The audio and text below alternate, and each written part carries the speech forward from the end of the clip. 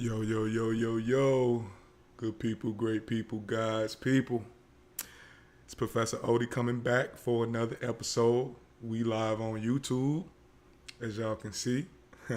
We here with the stream. Y'all gotta forgive me, man. My time blindness is insane. It is insanity. Like I sometimes I don't do well with time. You guys, I'm working better. I'm working to be better at that. I'm working to be better on that. But yeah, y'all, what's going down? What's going down? What's going down? What's going down? Uh, Peace, love, soul, and butter rolls to the good people. That's one. Two, welcome to episode 6 of the podcast called The Antidote. Once again, the reason why I call my podcast The Antidote is because I believe that I can insert a little bit of medicine, a little bit of positivity into some of the conversations that we have here on these interwebs and here on these airwaves, right? And today's conversation is going to be relatively interesting. But before we get into all that, by the time we drop this episode will be dropped as soon as I get through talking about it. But the time the clips from this episode start circling around the interwebs on my Instagram, on my TikTok, and things of that nature, my one-on-one coaching slots will officially be back open. The slots themselves will probably be filled, but I am creating a waiting list. Y'all have told me that y'all are looking for me to, open my waiting list back up so that y'all can have the opportunity to engage in my services when they are available. And for popular demand, I've brought it back. You dig what I'm saying? So that's what we're doing. My one-on-one waiting list is going to be opening back up by the end of next week. Me and my developer are working on it on my website. That's actually what it is that I just got through doing. That's one. Two, my Emotional Intelligence University is still available for people to engage in. Now, the Emotional Intelligence University is a group-based intervention, and it is a group-based intervention based upon, once again, the most popular aspects of people, what it is that they're asking from me on my platform, which is love and sex, mental health, wealth building, and self-awareness. Right? These are also the 4 pillars of how it is that I engage in my coaching, which is health, love, awareness, and wealth, brought to us by, once again, the great teacher KRS-One. And once again, these things are available to you so that you all can continue to engage with me, not only just on my platforms, not only just on the YouTubes and the Instagrams, but also come check me out from a more professional level. See how it is that I actually assist my clients in utilizing emotional intelligence in order to improve and increase their quality of life. Now, I will tell you all that these things are not replacements for traditional therapy, right? I am a psychotherapist in the state of Pennsylvania, pre-licensed, and in order to get into my therapy seat is a completely different process. So what it is that I'm talking about right now is my mental health and wellness coaching options. And once again, you have my one-on-one waiting list, which will be opening up back soon. And then we also have the Emotional Intelligence University. All of these things can be found in my links that are both on my Instagrams, my Instagram, my Instagram and my TikTok. Over time, they will be included in my YouTube descriptions, but that's the shameless plug that we got to start every video with, because I'm trying to get into the method and the mindset of selling shit, because once again, none of this is free, right? All of these things require a lot of my own money out of my own pocket, and I appreciate being able to bring these things to you all. But once again, it is time to elevate. And when it's time to elevate, that usually means we got to, start doing them services. So once again, my one-on-one coaching services and my group coaching services, my courses, all of those things are available through my links. They're also available if you are on Instagram and you DM me, whether it be ebook, coaching. I have a bunch of different keywords that are usually associated with the service that it is that I'm utilizing or the service that it is that I'm marketing at that point in time. So whenever you see me with a keyword or whatever you see me with that type of engagement, make sure that you DM me that keyword, because it'll usually it will bring you to the service that you are looking for. And of course, if you are already on my email list, you'll always get access to those things. And the way that you get on my email list is actually really crazy. So if you just click on my freebie link, my freebie link, literally, I've developed an entire journal prompt list that you can utilize in order to start your emotional intelligence journey. And my journal prompt list is called How to Do the Thing. How to Start the Thing. right? And how to start the thing is completely free. So if you click on the link either in my TikTok bio or in my Instagram bio, it will take you to a page where you fill out your information, put in your email. You'll be added to my email list, but you'll also get a free copy of, once again, how to start the thing. And once you download this free copy of how to start the thing, you will have to your disposal at all times a list. I think it's either 49 or 56, one of the two, but it's a list of journal prompts that are designed to help deepen your critical analysis of self, right? And they increase your access to deeper parts of yourself and deeper parts of your emotional dynamics. So, without further ado, today's episode, how women harm men. Y'all, we finna get into it. But let's do it. So, I had a woman asked me in my comments a couple of weeks ago. She asked me, how do women unintentionally harm men, right?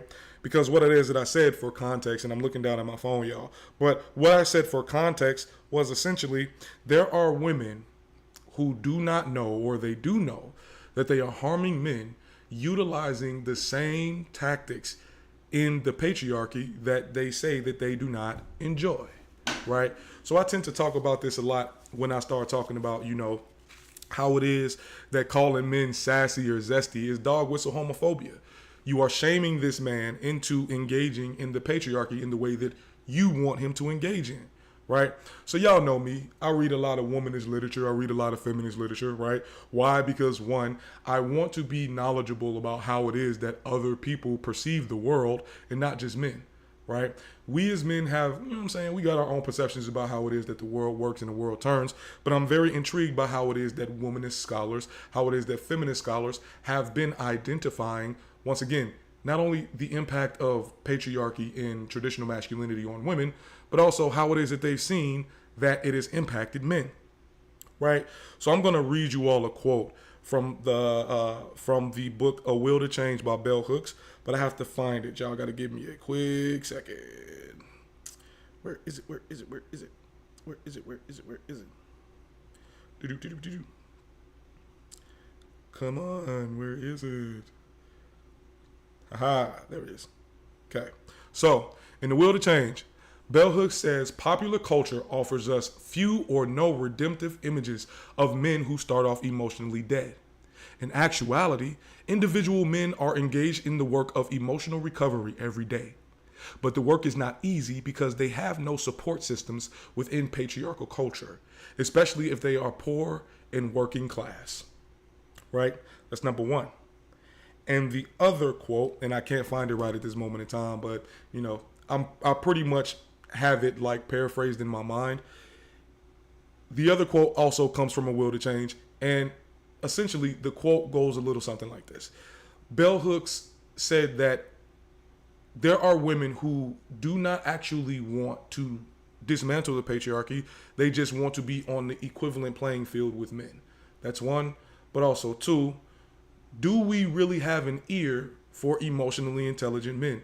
Do we really see men who are doing this work on a day-to-day basis? And in A Will to Change, Bell Hooks also said that there is a difficulty in seeing these types of men, or it is difficult for women to hear these things from men if they do not align with a woman's pleasure, or if it does not align with how it is that this woman wants to experience this man. Because the way that it is that we've identified or contextualized women in the patriarchy, if a man says he is not loved, then based upon the patriarchy or based upon traditional masculinity, it is women's fault, right? Now, I'm going to make this very clear.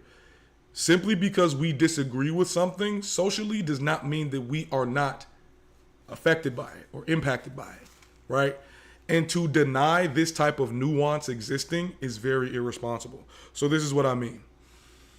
A number of women do not recognize how it is that they are wanting men to engage in benevolent patriarchy, right?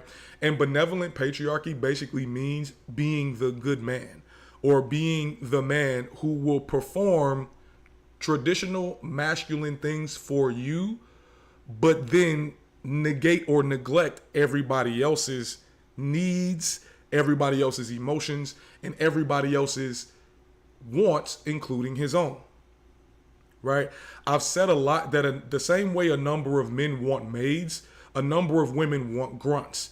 And what I mean by that is that there are a number of women who do not want to engage with a man who is going to challenge her emotionally, because that ruins her internal perception, or that ruins her internal constructs of what a man is supposed to be. Right? So a number of women don't recognize that calling a man their rock, calling a man their anchor, calling a man, their place where they're able to lose themselves and then expect that man to put them back together. All of these things are indicators of benevolent patriarchy, right? So once again, benevolent patriarchy literally means good father, right? Or benevolent patriarchy literally means good servicing man, right? This concept or this idea still places men at the victimization of patriarchy based upon what women want out of the patriarchy. So I'm going to give an example. The author Joan Morgan, in the book When Chicken Heads Come to Roost, she said in the book, are we really prepared for a gender role-less society? Because we as women, there is something about a reformed hood motherfucker who can make your coochie wet based upon the bravado, based upon the presented masculine, based upon all of these traditionally masculine archetypes that women respond to, right? So ladies, let's not jump back. Let's not pretend like there was not a whole song by Destiny's Child called Soldier, right? Let's not pretend that era didn't happen.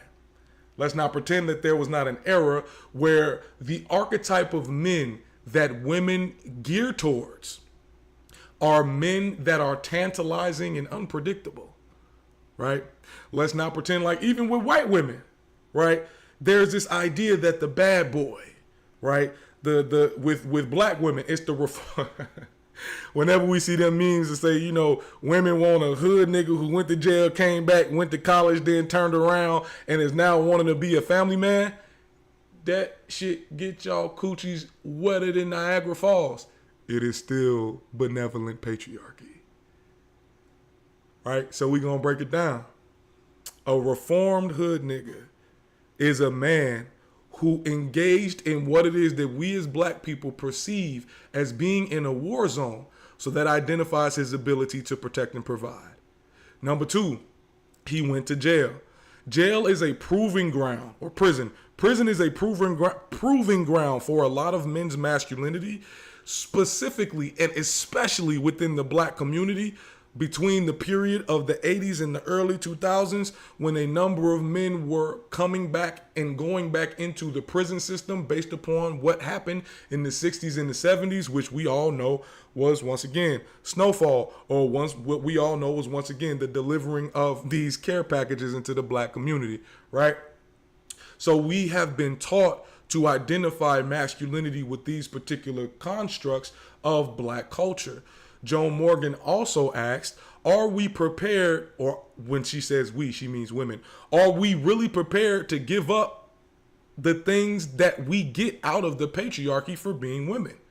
So once again, a benevolent patriarch, we think of them as sugar daddies, we think of them as tricks, we think of them as men who do not mind going out into the wiles of capitalism, or the wiles of being in the United States of America, in order to come back and share the spoils or share the riches of the war with you.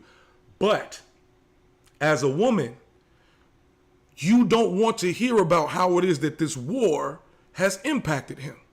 Going back to Bell Hooks, she said that it was very difficult for me to hear the woes of my progressive male partner because it interrupted the perception that I had of patriarchal men.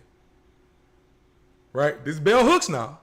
This ain't Oda. This Bell Hooks now. Right? There is a very real presence of women who want men to be better men within the patriarchy without having to hear how it is that traditional masculinity weighs on men, especially black men. Especially. I'm going to give y'all a perfect example.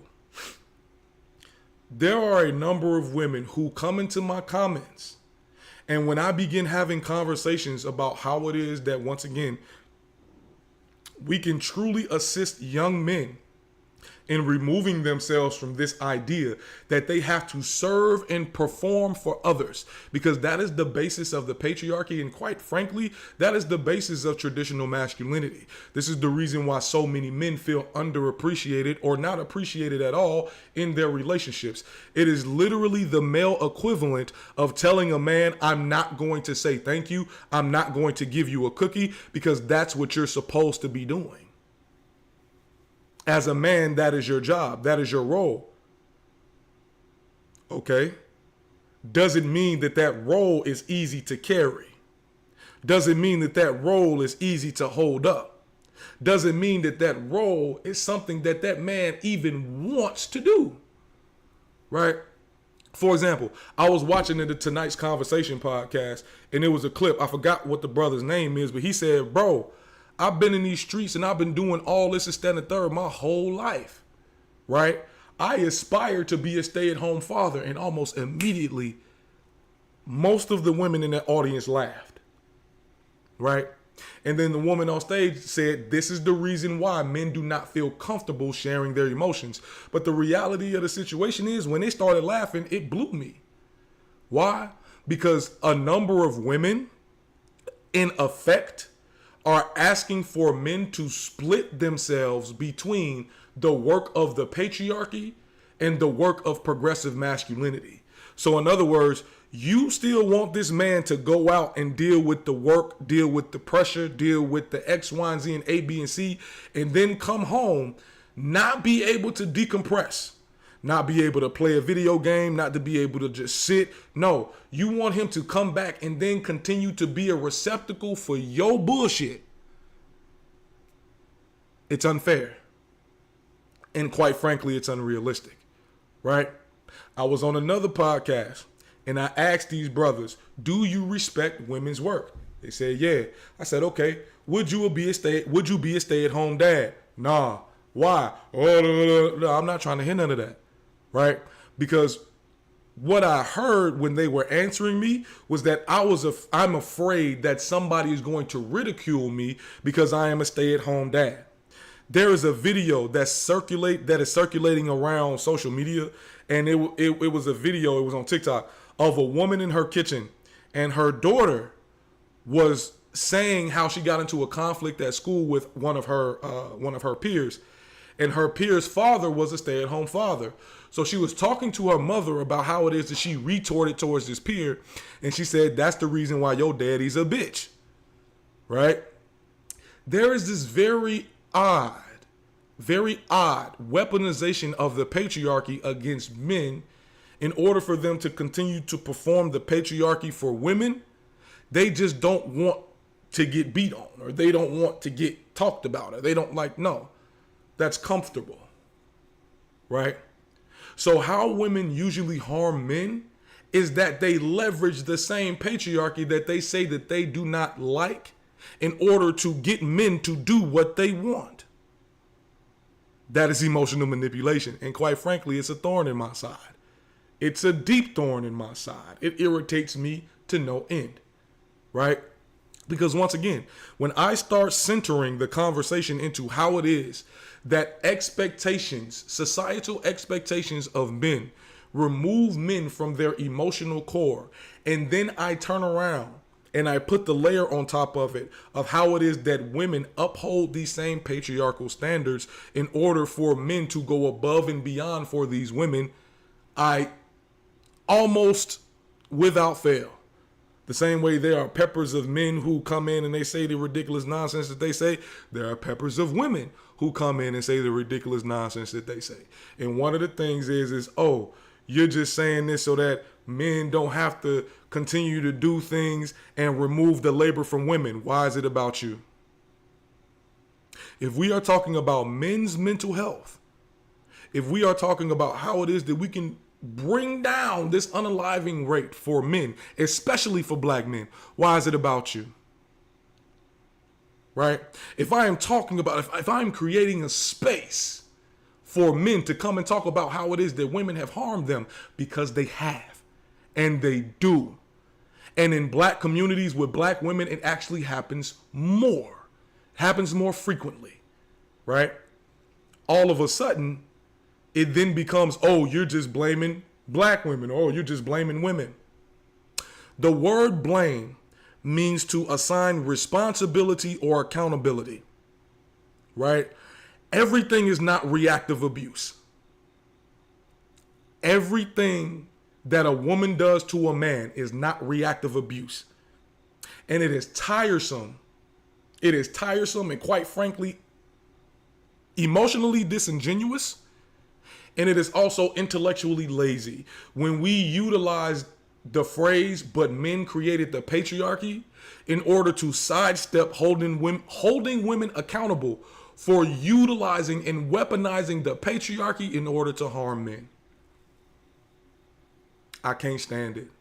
I can't, right? And the analogy that I use is, I say, okay, if somebody go grab a Smith & Wesson, somebody go grab a 9, right? And they harm you utilizing this weapon, are we going to blame Smith & Wesson? Would that hold up in the court of law? Or are we going to identify the perpetrator who utilized this weapon that was furnished by this entity to cause harm? When we start identifying how it is that women harm men, what I begin to hear a lot of is that it's Smith & Wesson's fault. No, it is not. It is yours.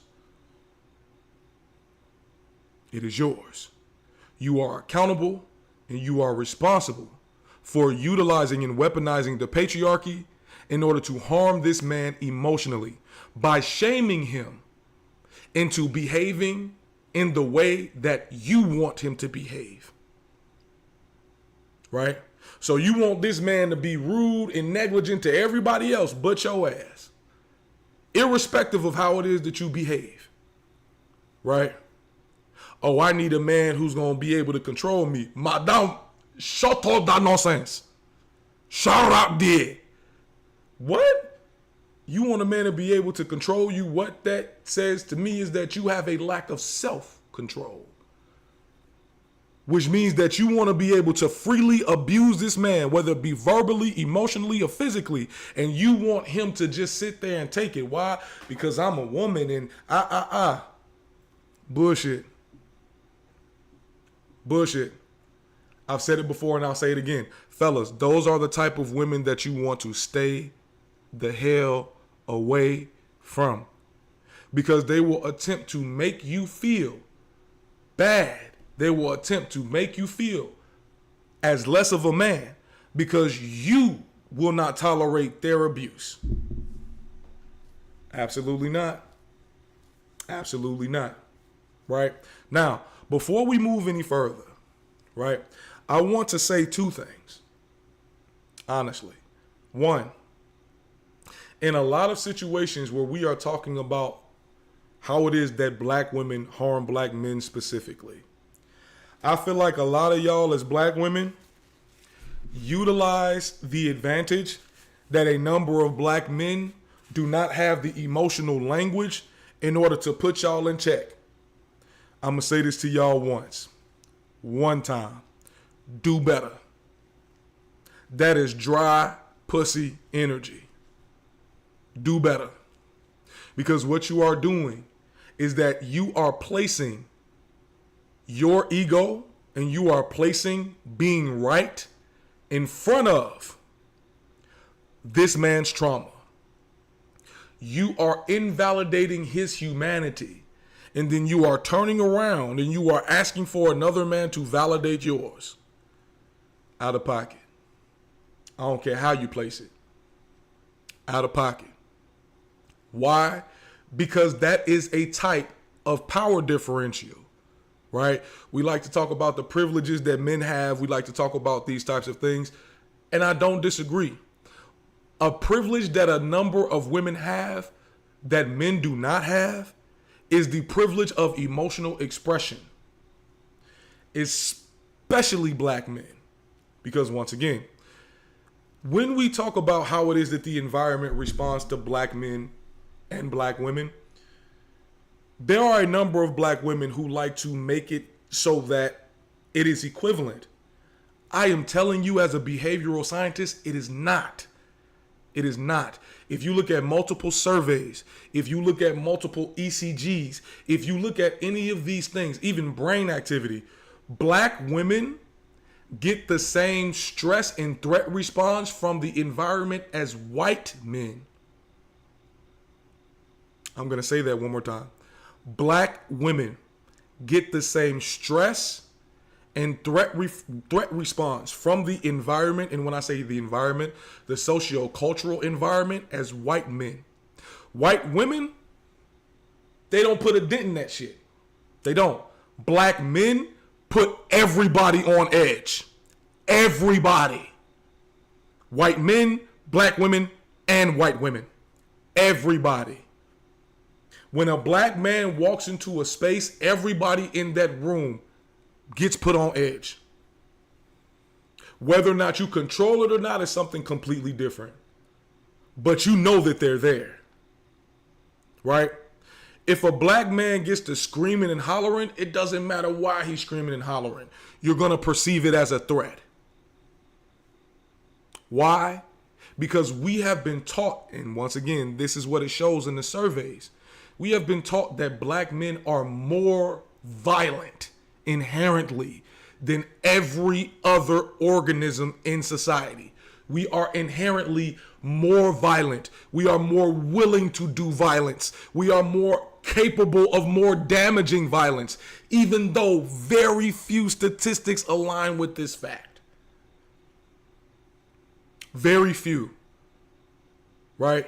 And when I say very few statistics, when we start pulling up, once again, homicide rates, when we start pulling up, once again, violent, intraracial violence, we have done so much sociological research and work that we recognize that these things across multiple ethnicities are pretty much similar. The reason why there is a heightened response, or the reason why there is a heightened presence in black communities, is because of the environment. So once again, why do we continue to make it seem as if though black men have an inherent will to do violence? Microcosmically in relationships, do you know what that does? It means that black men have to constantly police their anger. It means that black men have to constantly be concerned about how it is that them expressing their emotions could get them killed, or get them put in jail, or get them to be made to seem as if though they are willing to do harm. No, I'm just upset. I am at my wit's end. I am tired. I am tired of people trying to make my anger out to be, I'm going to harm you. No, I just want to be heard. But once again, the weaponizing of the patriarchy, right? The weaponizing of traditional masculinity. Traditional masculinity does not seek to humanize men. It definitely does not seek to humanize black men. It seeks to control them. It seeks to minimize and diminish their humanity to a point where they are still serving. Remove the body and keep the mind. But we don't talk about how it is that we blow out the fire in the soul. We don't talk about that, right? We do not talk about how it is that within black men's emotional health, a number of I get told a lot by black men, I don't have the ability or I don't have the space to express myself. And as much as I push back against it, I have to agree. Right? I put the responsibility in the hands of black men to create and defend those spaces. But then I say to myself once again, what do we do with the little black boys who do not have this awareness yet? Right? I do groups with you know what I'm saying? I do groups with the little shorties in the community, right? And when I talk to them about emotional intelligence and when I talk to them about emotional management, they know. What's emotional intelligence? Oh, it's knowing about your emotions. What's emotional regulation? It's knowing how to calm yourself down when you get upset. But when I hear their responses, sometimes I get sad. Because what that means is that y'all are only teaching these little boys from the perspective of don't get in trouble. Boys, too mad, somebody's going to do something to you. We are only teaching these little black boys from the perspective of somebody. That's not healthy. It is not. Ain't nobody gonna want to deal with you if you keep doing X, Y. Why are you talking to him as if though he's gonna be discarded for expressing his emotions? Oh, I don't want to deal with this. Why are you placing, once again, the emotions of a grown ass man onto an adolescent? Oh, you acting just like your daddy. Duh. He has 50% of his DNA. But once again, we are not approaching young black men's mental health from a space where we are identifying how it is that the community is participating in their harm through the weaponizing, once again, of this idea that they don't have feelings. That if they get too so-and-so, oh, they're going to start causing, they don't, bro. So once again, I'm asking the question, do we really love little black boys? Do we really care for little black boys past the point that we see them as little black boys? Because once again, between them ages of like 12 and 24, that's the reason why we get so many black men that over the age of 25, it seems like they don't have their life together. Why? Because between the ages of 12 and 25, people stopped giving a fuck. They started discarding them. They started throwing them to the wolves, right? And once again, black men and black women have responsibility in this. But once again, right now we are talking about how it is that women harm men. How it is that black women have harmed men, right? This is what we are talking about. This is what we are discussing. So I'm going to pull some factoids, right? I'm going to pull some stats from the National Coalition Against Domestic Violence, right? And once again, this is domestic violence in the black community. So it's just black folks, right? We're going to read these off. Context. Due to systemic racism, racist policies, and racist societal structures, both black women and black men experience intimate partner violence at a disproportionately high rate. By intentionally denying black people access to economic opportunities, the ability to build intergenerational wealth, healthcare, education, and a sense of safety from governmental systems, racial policies increase the prevalence of risk factors for domestic violence. These systems create numerous barriers for survivors seeking safety. Law enforcement officials often arrest black survivors, and police, jurors, and judges are less likely to believe black survivors than white survivors. Racist systems put black people in intimate partner violence, right? So, statistics. 45.1% of black women intimate partner physical violence, intimate partner sexual violence, and or intimate partner stalking in their lifetime. 45.1% of black women, we identify that. We see that. 40%.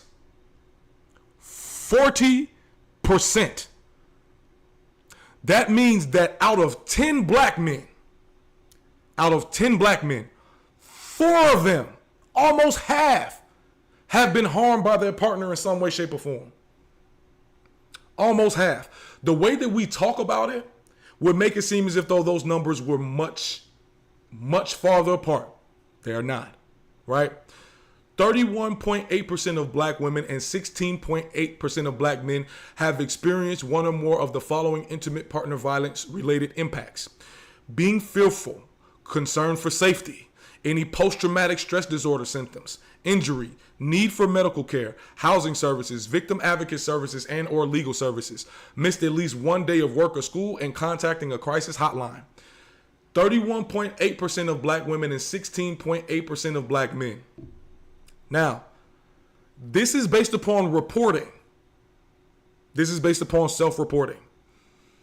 The number of black men that report this is cut in half because they don't believe that anybody will believe that this woman is causing them this type of harm.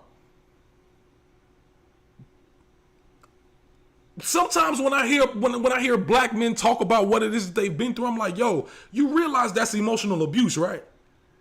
You realize that's emotional manipulation, right? You realize that that's a bunch of bullshit, right? You realize that you don't got to deal with that.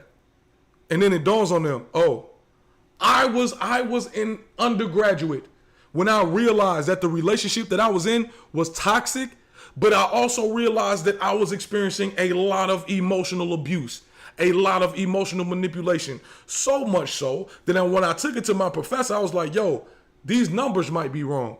I might have did this wrong. I might have to redo this. She said, no, I think you may have to revisit or reevaluate your relationship. Because Mr. Hezekiah, this is not something that you usually do incorrectly. You may have to sit with these results. And I sat with them. Right? We're going to continue with the statistics and then we're going to roll on. You feel what I'm saying?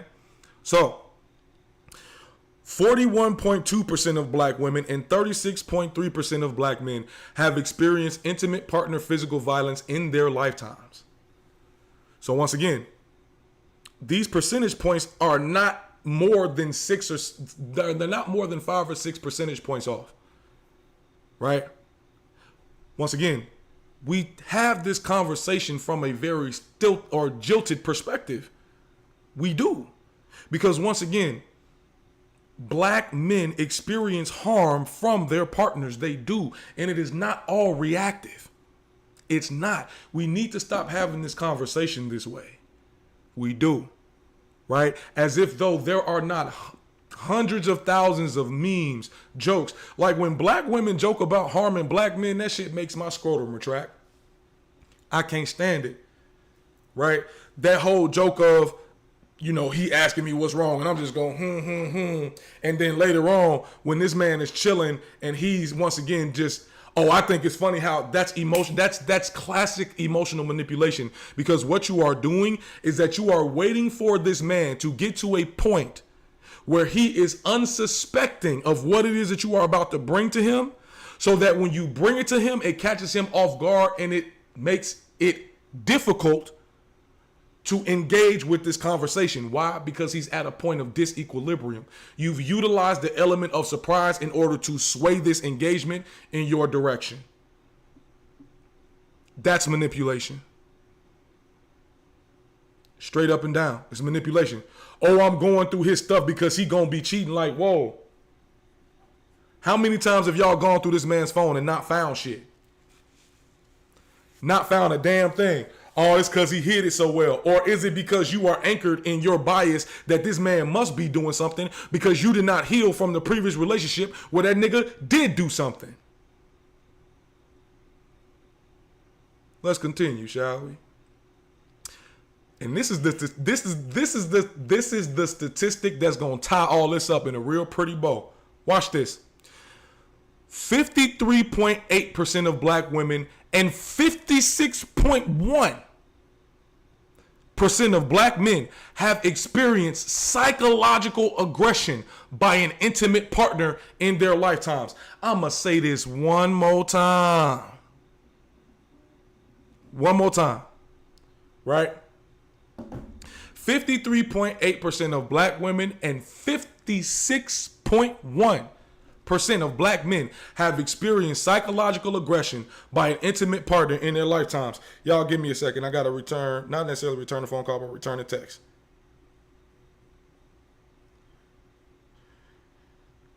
My bad, y'all. This is so unprofessional.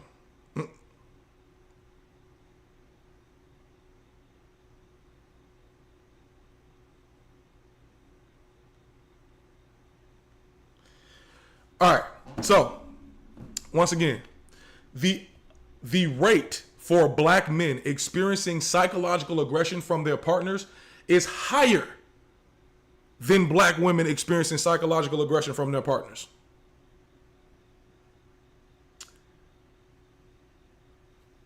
I'm going to say this as a man who has experienced a lot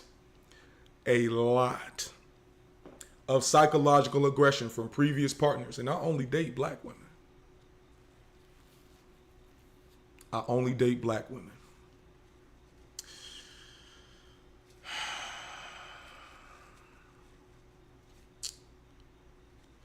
The trauma that exists within black communities teaches black men and black women how to be hypervigilant.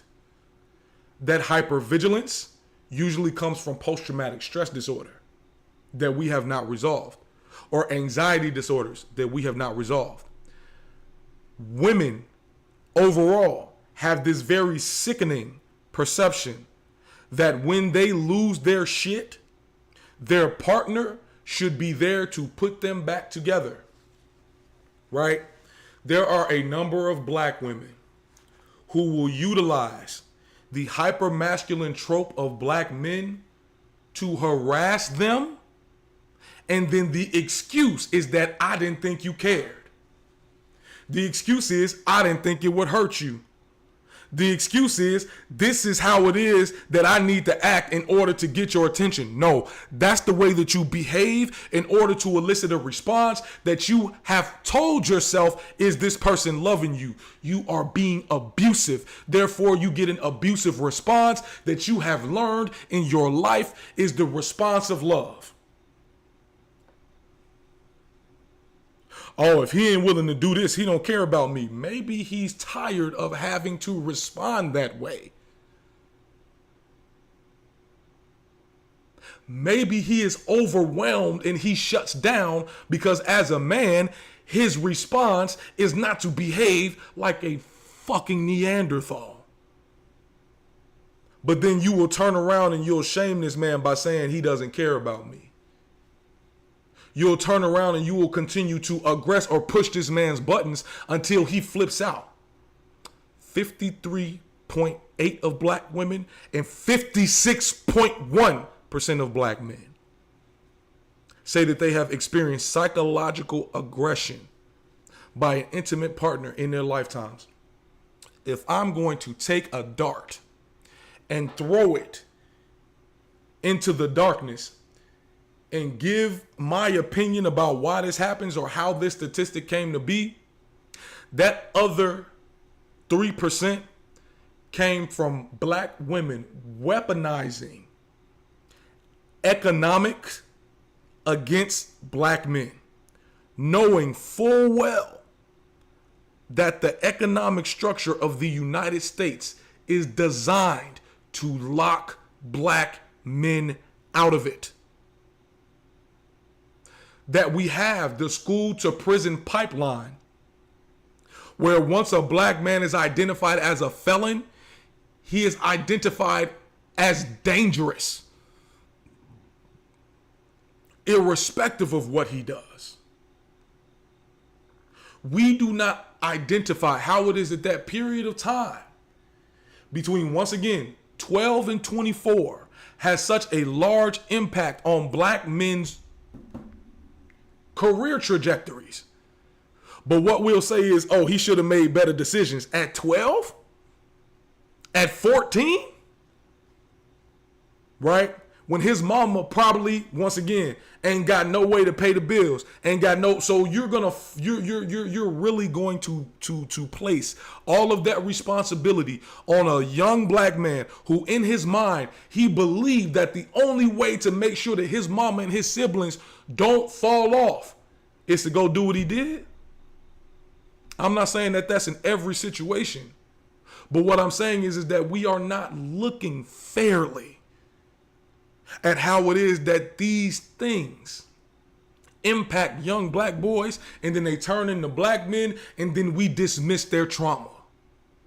Once again, weaponizing the patriarchy. Once again, weaponizing traditional masculinity. Once again, weaponizing all of these things and saying like, oh, that don't matter, this don't matter. So it matters for women. It matters what happens in women's adolescence. But when we begin to talk about black men, we cannot formulate an archetype for their pain. Right? We cannot formulate an archetype for black men's victimization outside of politics. Right? Because once again, the thing that I hear is, oh, well, black men always placing themselves as a victim politically. That is usually how it is that we gain ground politically. That's how it is that we've gained ground politically. Emotionally, relationally, do we really understand from the perspective of a black man who has been victimized what his emotions are like? Do we really understand how some of the things that we say hurt not only just the black men that are listening to it, but the black boys who are hearing it? Do we see this dynamic? Do we recognize how it moves? A lot of times we do not. And a lot of times we do not make space for it, right? So, I was going to go through the rest of the statistics, but it seems as if though I ran this a little quicker than I thought I was going to run it. Y'all, here's my point. Here's my overall point. We cannot continue to have these conversations around black relationships as if though black women do not harm black men. We cannot. We cannot. It is intellectually disingenuous. It is emotionally lazy. And it does not take into account, once again, how it is that black women know amongst themselves that they got homegirls that do wild shit to men. How some of you all as black women in your earlier years excused abuse that you caused a man. Oh, he made me do this. He made me. Nah. No, ma'am. Absolutely not. So you are meeting your feelings hurt with emotional abuse? You on a get back mission? That's wild. That is wild. Right? Using men as soft landing spaces, but not being very honest about, once again, the dynamic of the relationship, it's not ethical. It is not. Right?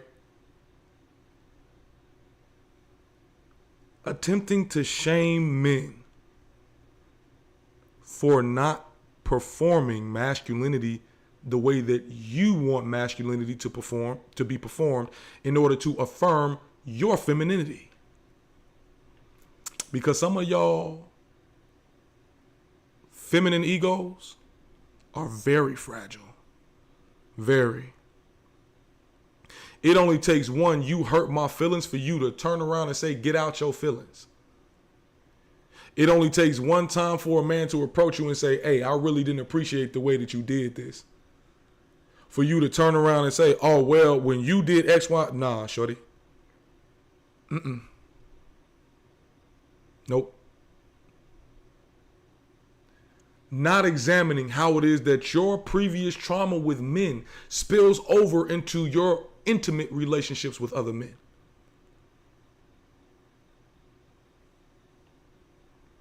And some of y'all, straight up, hey, I'm going to keep it $150 with y'all. Some of y'all have learned how to harden yourselves and behave like men in relationships because you believe that that protects you. Does it? Or does it just re-perpetuate the harm that you've experienced at the hands of men? Now, y'all know me. I'm trying to get into spaces where we provide solutions instead of just awareness and criticism. So, here are some action steps for the ladies. If y'all want to be more responsible for how it is that you harm men that you care about, right? Because, once again, some of y'all have very little to no empathy for men. If that's who you are, by all means, please accept that. Please endorse that. Please say it very loud so I can tell my compatriots who to avoid.